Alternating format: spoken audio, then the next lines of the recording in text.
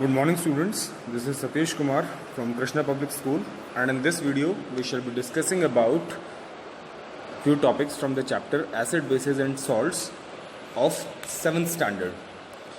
So आपको पता है जो हमारी टंग है, it is basically a sense organ जो डिफरेंट टाइप के टेस्ट के बारे में हमें बताती है, and these substances can be grouped on the basis of whether they are sweet, salty, sour और बिटर इन टेस्ट. ठीक है, और हम चीज़ों को कैसे क्लासीफाई करते हैं कि कोई चीज़ हमारे पास मीठी है और कोई चीज़ हमारे पास खट्टी है, कोई कड़वी है, किसी का नमकीन है, नमक मतलब सॉल्टी. तो इस टाइप से हम क्या करते हैं, अलग अलग चीज़ों को क्लासीफाई कर लेते हैं as per our taste and which is sensed by our tongue, जो हमारी टंग हमें बताती है.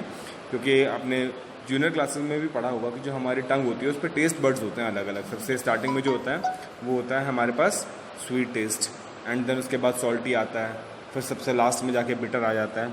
तो इस टाइप से हमारी जो टंग होती है उसके ऊपर टेस्ट बर्ड्स होते हैं, टेस्ट वाली जो सेल्स होती हैं उनकी हेल्प से क्या करती है, अलग अलग तरह के टेस्ट को आइडेंटिफाई कर लेती है. तो इनमें कुछ खट्टे होते हैं, कुछ मीठे होते हैं. अब जैसे सब्सटेंसेस लाइक, अगर हम बात करते हैं substances like tamarind, unripe mango, lemon, vinegar और sorry to test.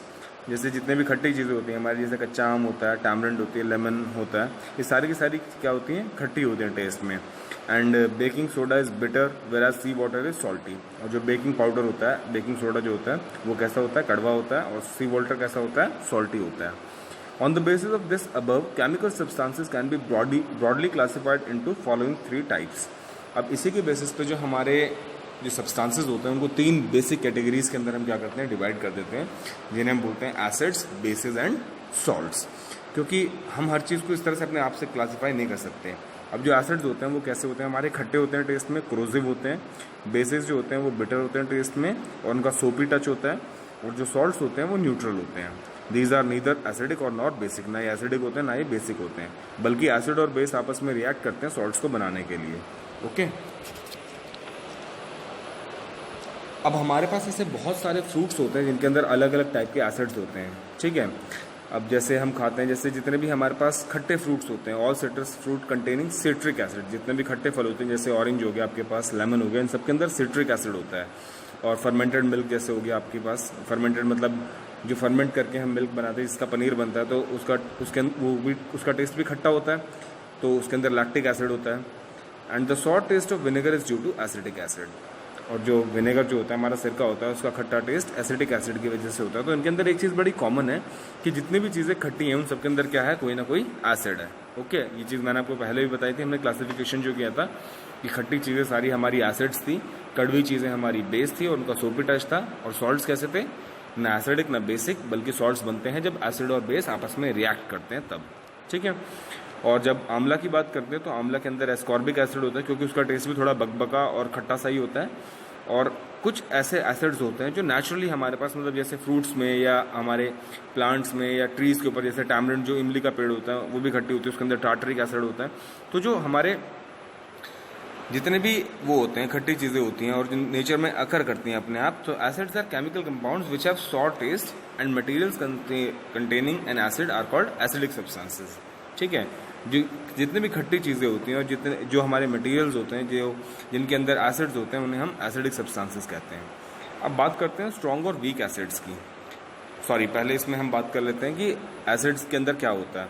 So all the acids containing hydrogen atom, सभी एसिड्स के अंदर क्या होते हैं, हाइड्रोजन एटम की प्रेजेंस होती है, which is an aqueous solution present in electrically charged form called ions. और जब उसका एक्वस सॉल्यूशन मतलब जब उसको पानी के साथ डिसॉल्व किया जाता है तो वो इलेक्ट्रिकल चार्ज आयन की फॉर्म्स में होता है. जैसे आपको रिएक्शन दिखाई दे रही है, इसके अंदर H के ऊपर पॉजिटिव साइन लगा हुआ है. मतलब किसी भी जब सिंगल कंपाउंड के ऊपर पॉजिटिव या नेगेटिव साइन लग जाता है तो उसे हम आयन की तरह ट्रीट करते हैं, उसको आयन बोला जाता है. ठीक है. So the production of hydrogen ion when dissolved in water makes the substance behave like an acid. और जब हम किसी भी एसिड को जब किसी भी एसिड को हम पानी के साथ घोलते हैं तो उसमें हाइड्रोजन आयन का प्रोडक्शन होता है. तो इसीलिए वो सब्सटेंस किसकी तरह एक्ट करता है, एसिड की तरह एक्ट करता है. अब स्ट्रॉन्ग और वीक एसिड्स के बारे में बात कर लेते हैं.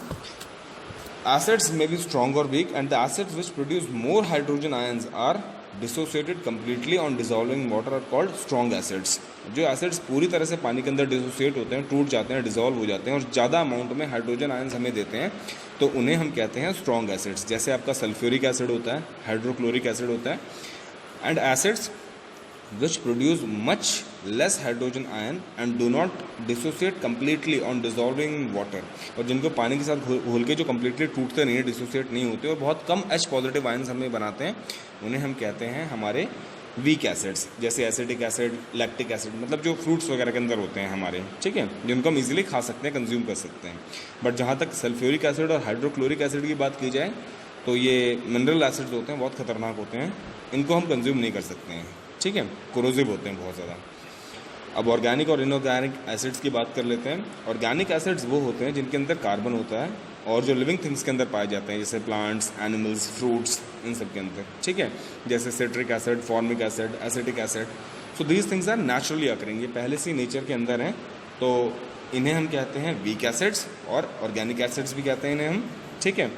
एंड इनका नेचर क्या होता है, वीक होता है काफ़ी, और इसलिए हम इन्हें फूड सप्लीमेंट्स में यूज़ कर लेते हैं। हम दूसरे अगर हैंड पे बात करें इनऑर्गेनिक एसिड्स की, तो इन्हें मिनरल एसिड्स कहा जाता है और ये बनाए जाते हैं मिनरल से जो हमारे अर्थ क्रस्ट में मिलते हैं, ठीक है। And inorganic acids are artificially manufactured in industries, ये आर्टिफिशियली बनाए जाते हैं इंडस्ट्रीज़ के अंदर, केमिस्ट्री लैब्स के अंदर।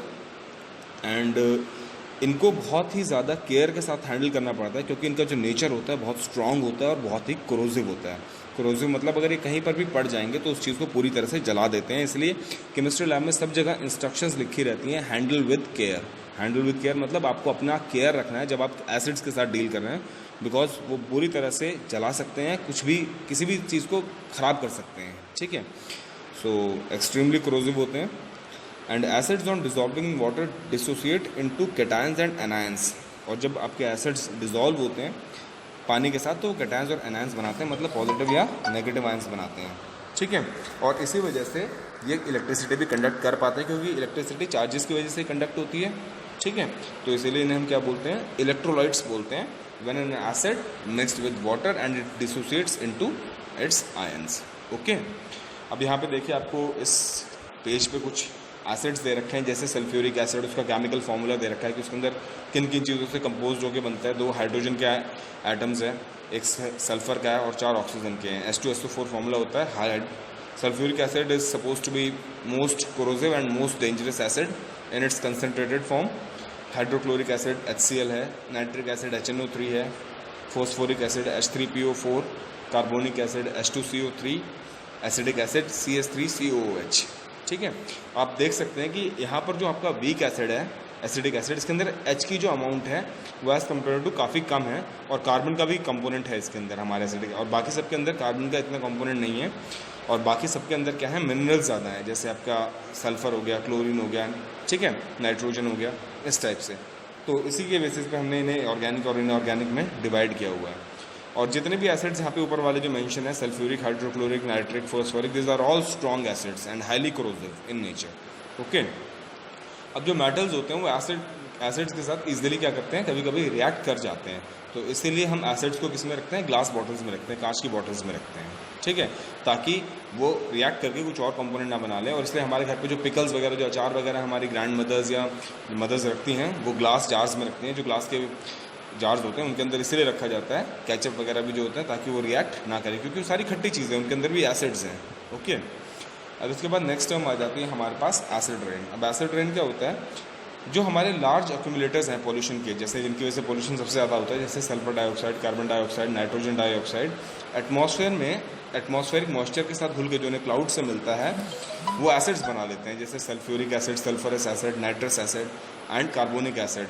और जब बारिश होती है तो ये एसिड्स उन्हीं के साथ मिक्स होके हमारे ज़मीन पे आते हैं, ठीक है। और जब ये कंडीशन होती है, मतलब बारिश के साथ ये सारे एसिड्स जिनके डाइऑक्साइड्स हैं, इनके एसिड्स बन के, मतलब बहुत स्ट्रॉन्ग एसिड्स तो नहीं बन पाते हैं, वीक ही होते हैं, बट फिर भी इनकी वजह से जो होने वाली रेन है, जो हार्म करती है प्लांट्स को, एनिमल्स को, बिल्डिंग को, और इवन हमें स्किन डिजीज से भी इन्फेक्ट कर सकती है, उसे हम बोलते हैं acid rain, okay. So due to major accumulators of pollutants like sulphur dioxide, carbon dioxide और नाइट्रोजन डाइऑक्साइड, जब एटमॉस्फेरिक मॉइस्चर के साथ जो उन्हें क्लाउड से मिलता है मिक्स होकर एसिड्स बनाते हैं, और उन एसिड्स का फर्स्ट शावर मतलब बारिश के साथ मिलकर ज़मीन पे आना कहलाता है आपका एसिड रेन, जो बहुत ही खतरनाक हो सकती है, और इनका कंसंट्रेशन उस पानी के अंदर, बारिश के पानी के अंदर काफ़ी ज़्यादा होता है। So it is really injurious and corrosive for us, ठीक है। तो इसलिए कहा जाता है बार बार कि हमें पोल्यूशन ज़्यादा नहीं करना है, क्योंकि अल्टीमेटली वो कहीं नहीं जाने वाला, पोल्यूशन अर्थ पे रहने वाला है और हमें ही हार्म करने वाला है। Okay students, thank you very much for listening me so far.